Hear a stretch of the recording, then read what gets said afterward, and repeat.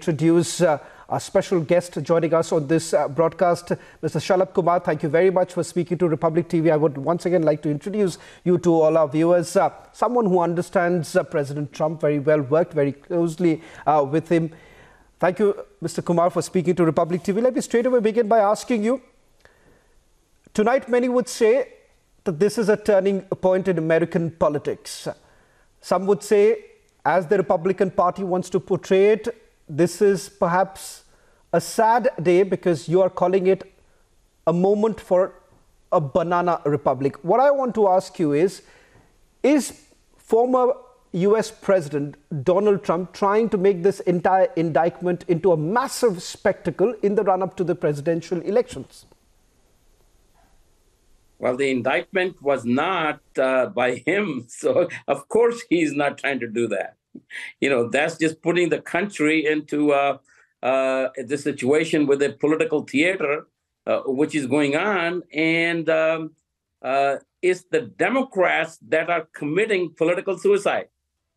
Just look at his numbers.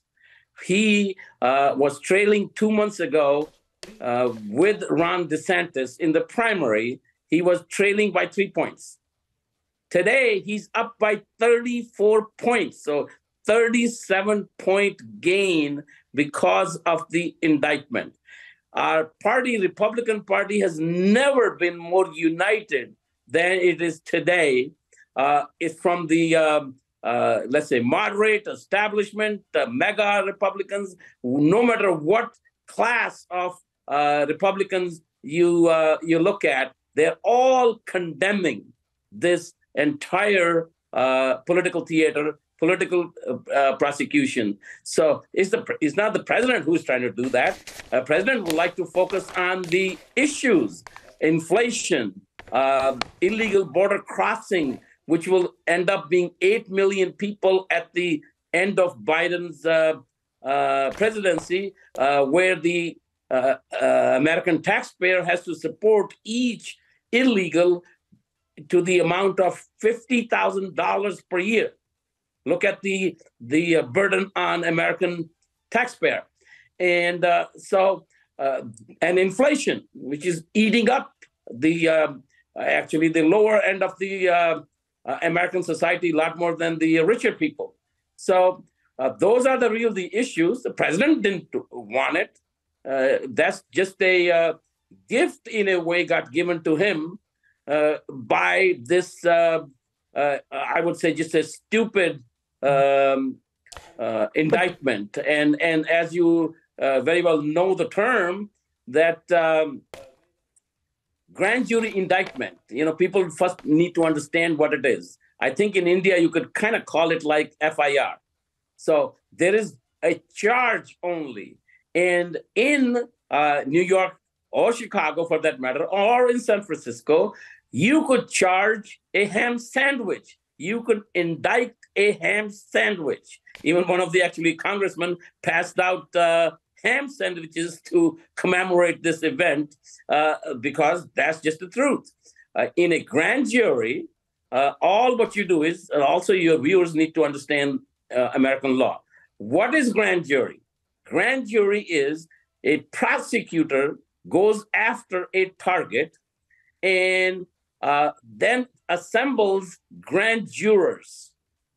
There is no opposition. There is no counter argument. There is no lawyers on the other side. That's why they say you could indict a ham sandwich. So that's what Alan Bragg is doing. This thing pretty soon is gonna get over it because there is no basis for it. All the jurists, left and right in the United States, they are making a statement that there is no basis on which he could be indicted. State law, that's already statute of limitations has passed. Then federal law, Federal Election Commission said there is no crime. Their DOJ under Biden, he says no crime. So they're trying to come up with a new law, like as if they're going to create a history, because left in in the United States But surely, Mr. Kumar, hates President Trump so much that they want to do anything under the sun to try to have some charge against him. So even a lot of Democrats, serious Democrats, tried to persuade Alvin Bragg not to do it. First, actually, when Alvin Bragg, he ran on the campaign, when he first ran for election, Alvin Bragg, right. DA in Manhattan, runs for an election. When he ran for an election, he promised his voters, you know what I'm going to do? I'm going to find a crime to indict President Trump. I don't know what, but I'll find something. And that's what he did. So senior Democrats, before they become a laughing stock, tried to persuade Alvin Bragg not to do this. But here we are, political drama. But Mr. Kumar, but there are two aspects to it. One, that the former US president essentially now calls the United States of America nothing but a third world nation. Does that really augur well for the entire nation, first of all? Secondly, with regards to the comments that the former US president essentially made with regards to the district attorney, one would say that they are racially tinged comments that have been made. So does it really augur well for a nation which says that we are a superpower? Look here, but a former US president calls his own nation a third world nation. Then he basically says that, look here, the entire judiciary somewhere down the line is completely tainted, working for the Democrats. How exactly would you then call yourself as a superpower? Well, okay, here's the answer to this. It is behaving like a banana republic. There's no question about it. I mean, that kind of thing happens in Iraq or Afghanistan or Bangladesh or maybe sometimes even in India. It's not in first world. It's never happened before. Everybody will be afraid. Every politician, 435 members of Congress, 100 senators, everyone can be indicted like with the Alvin Bragg style. I mean, who would want that? They want to run the country or run it like a banana republic? So that's what's is the truth. He's got to tell the truth. What the truth is, we are under Biden becoming a banana republic. Now, the second thing which you asked is racist comments, okay? We don't care whether Alvin Bragg is a African-American, Black American, or what. The basic fact is that he chose to do it. First, by the way, he decided not to do it. Then, okay, I'm getting pressure from, what's that? I'm forgetting the name right now. The Soros. He's getting pressure from Soros. Better do it, man. You got to do it. So he did it. That's all. And it's a big loss to the Democrats.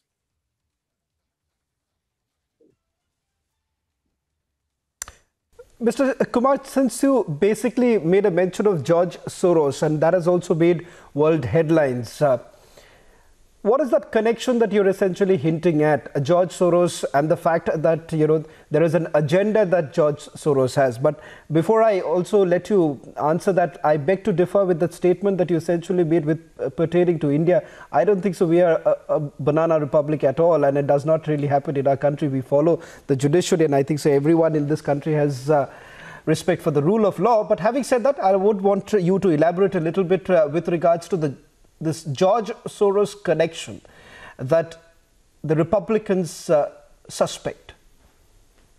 Well, first of all, let me clear my comments on India. I said at some time. So, you know, India has grown dramatically in the last 7, 8, 9 years. Somebody say I'm a big supporter of Modi, so since 2014. But India has come a long ways. So I will not put or call India as a banana republic.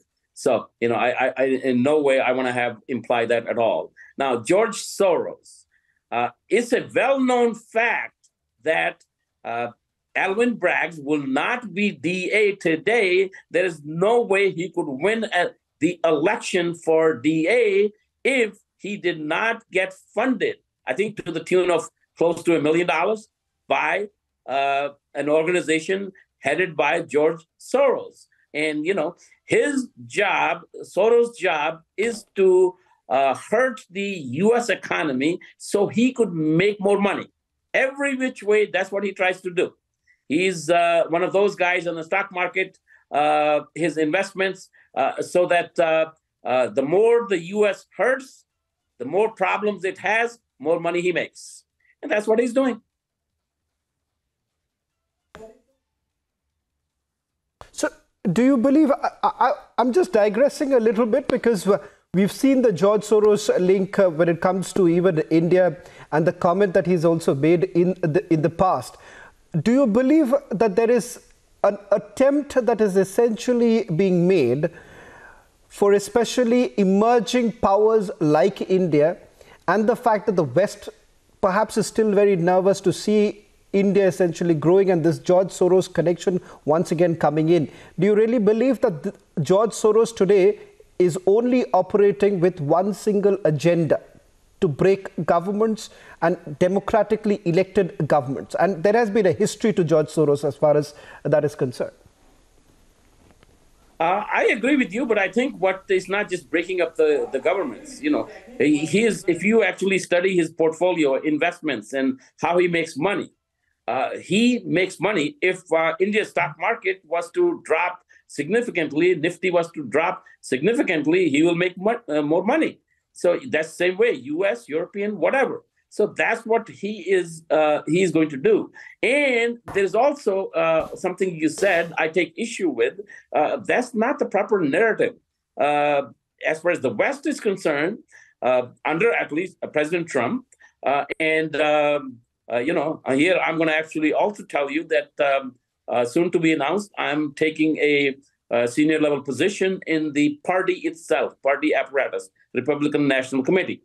And under RNC, whether actually Sir Trump is the president or Ron DeSantis or any other person who is the president of the United States from the Republican side, we want to have, if we have our way, we would like to have India replace China as the second largest economy in the world. We are with India.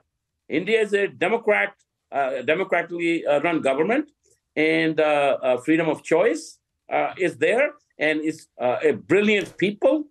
Just look at this, become the king of software in the world, big technology in that sense. So West wants to have, at least our party, Republican Party, and President Trump want to have India and America tied together. That's why actually President Trump coined this phrase, America and Bharat sabse achhe dost.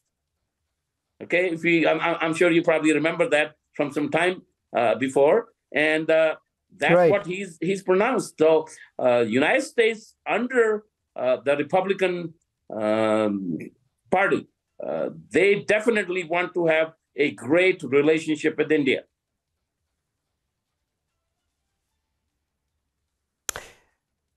Mr. Kumar, I just want to also look into what really happens next, because not this particular case with regards to the hush money, the trial happens at its own pace, but you have several other charges that have been leveled against him. The Georgia criminal inquiry, you're looking at the classified documents inquiry, all that put together. Do you really think somewhere down the line, for the first time, we are looking at a situation in United States of America when a former president faces numerous charges, and the charges that you're talking about, having classified documents in his residence in Florida, that's subject to a further investigation. There is no conclusion to that. Having said that, if this is constantly repeated again and again, and if the charges basically sticks to him, then perhaps it's going to be yet another massive setback for the Republicans. Well, first of all, as far as the documents seized from Mar-a-Lago, I mean, that's that itself has become a joke because there are more serious documents found in Delaware with Biden. And then, of course, Mike Pence also. So, that's no case at all. And as far as, he was a Russian hoax or collusion. They tried and tried and tried, didn't go anywhere. Tried to impeach twice, did not get convicted.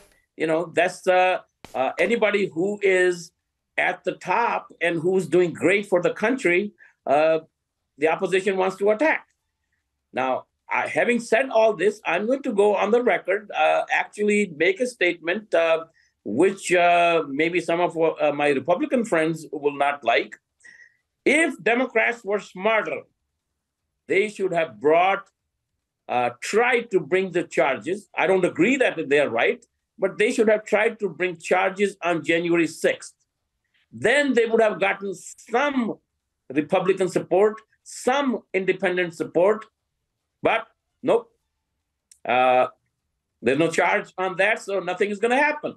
And in the meantime, on the basis of this indictment, President's poll numbers are going to continue to go through the roof, and actually makes my life a little bit easier too, that we probably don't have to raise that much funds for President Trump anymore because all this money is coming now.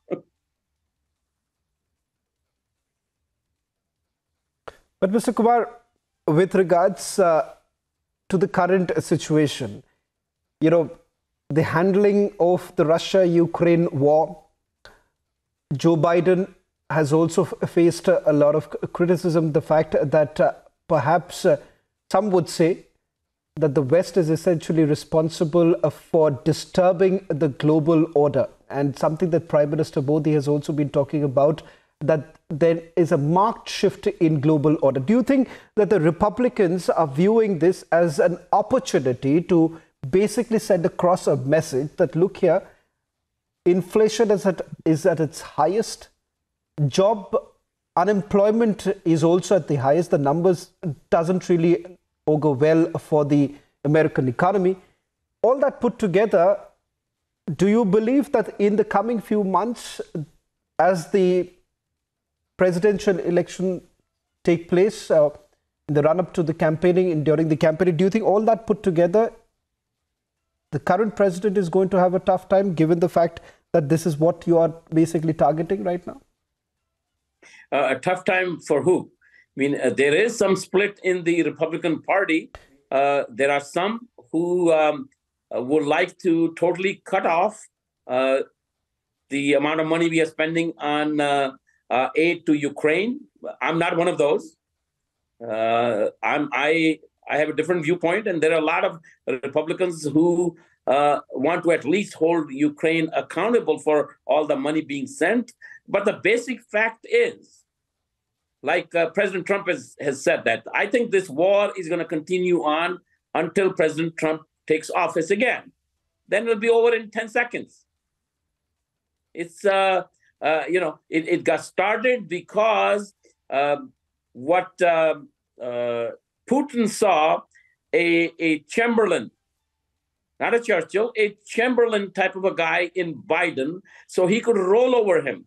As Biden just gave up on Afghanistan in 1 week, Taliban took over, and we had to leave over $50 billion of military hardware in a shame in Afghanistan. So that emboldened Putin, and Putin attacked Ukraine.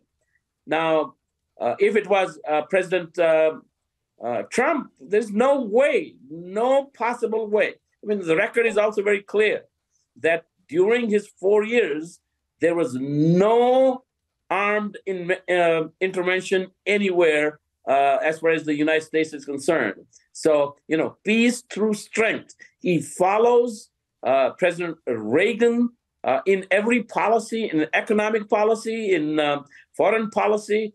I call President Trump Reagan on steroids in every which way. And so this, as far as the Ukraine is concerned, unfortunately, I don't think anybody's going to win. It put Prime Minister Modi and Jaishankar in a very tough situation. I mean, what to do? Soviet Union has been, Russia has been a great friend to India for so long.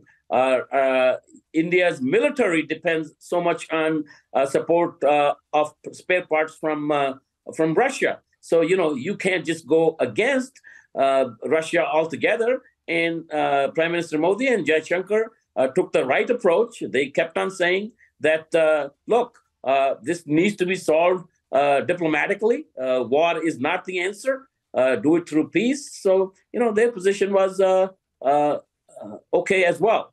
But, not too much can be done until there's a change in administration in the United States.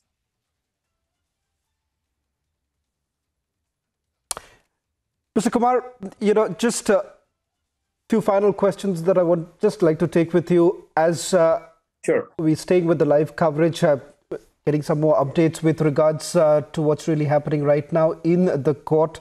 In a short while from now, the arraignment process takes place. In fact, the fingerprinting has already taken place, is what we're picking up. But there are also a lot of supporters who basically gathered outside the Manhattan court.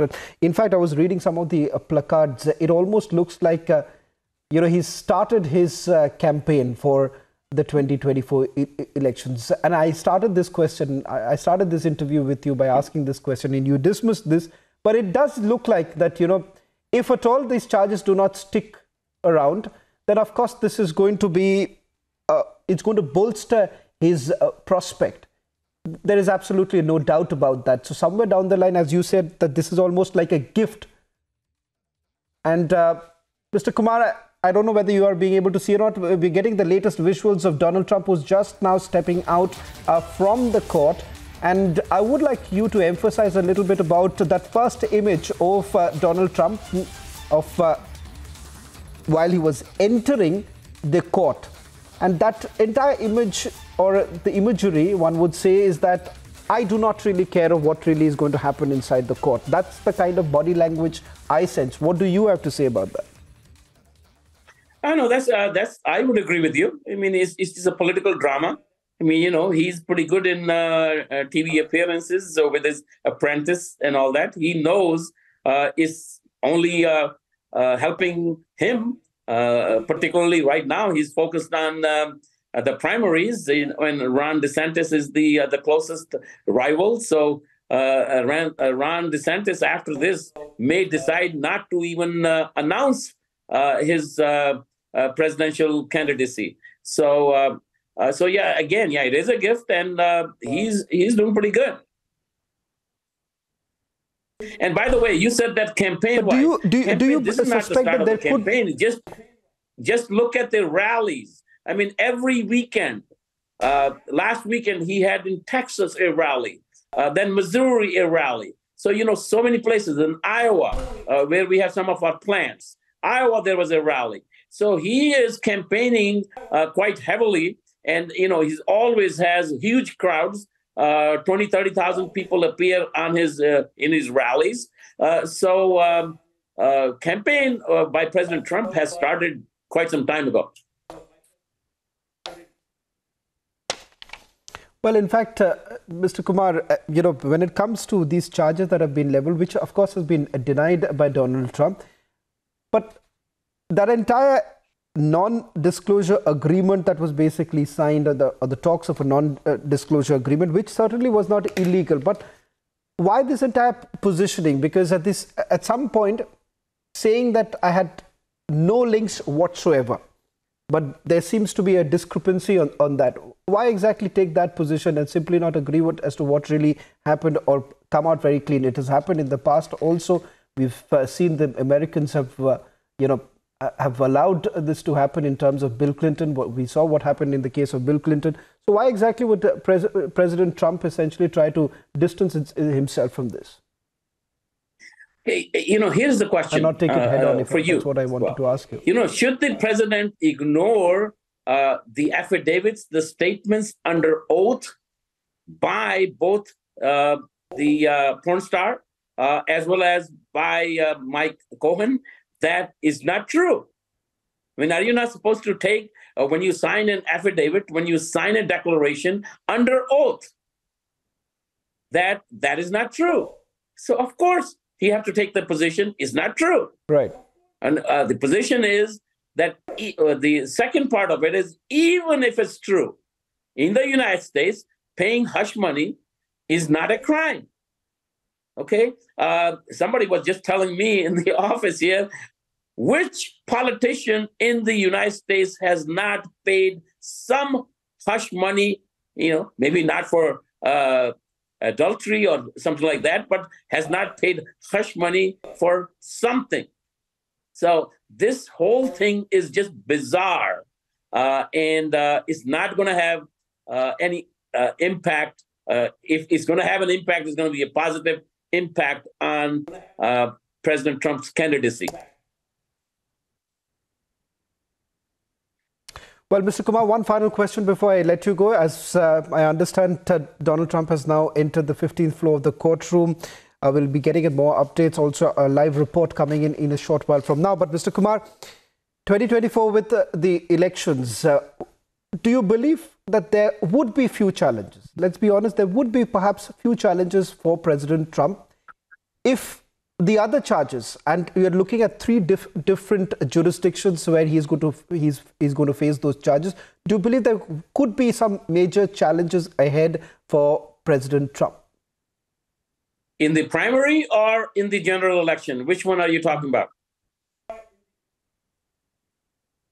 First, of course, that's the primaries that we're talking about. But, at a later stage also, if all goes well for him in the primaries, do you believe that this could be one election issue that could turn out to become a challenge for him? Oh, I don't think this is going to become an issue. If the Democrats try to make this as an issue, it's just going to only hurt them. Because, it's the independents in the country, and the biggest block of independents in the country is Hindu Americans, almost 3.4 million Hindu American voters. And the independent bloc is going to be turned off with the Democrats if they try to bring this as a campaign issue. So that particular part is not going to hurt. In terms of the 2024 election in general, Democrats better find a better candidate. Their own people, their own polling is suggesting that the Democrats will like somebody other than Biden. He's too old and he can't think right. They would like to have somebody else run for president. That person may have a better chance. But if it is Trump versus Biden, I'll make the prediction today. It's going to be a landslide. Last time in 2016, President won by 306 electoral votes. This time it's going to be somewhere between 320 to 330. Minnesota is in the play. Nevada is in the play. And of course, the other battleground states remain with president. And so it's going to be a much bigger victory, bigger mandate for the Republican Party. Right now, there is a very thin majority in the Congress, in the House of Representatives. That is going to become pull through. It's going to happen. 30 additional seats the Republicans will get, and also a very good chance that we will take the Senate back. Well, in fact, the White House says that this is not going to be a focus for President Biden. But thank you very much, Mr. Shalabh Kumar, for joining us on this broadcast. And let me also take the opportunity to congratulate you for your position within the party. And as you are making a prediction that if at all this is between President Biden and President Donald Trump, then hands down President Trump wins it. So on that occasion, Mr. Kumar, I'm also hoping that I'll take the liberty of asking you if that's the case and if President Trump comes back to power, we're hoping Republic gets the first interview with him. Thank you very much, Mr. Kumar. I love Arnab and you. All right. Thank you. Thank you very much, Mr.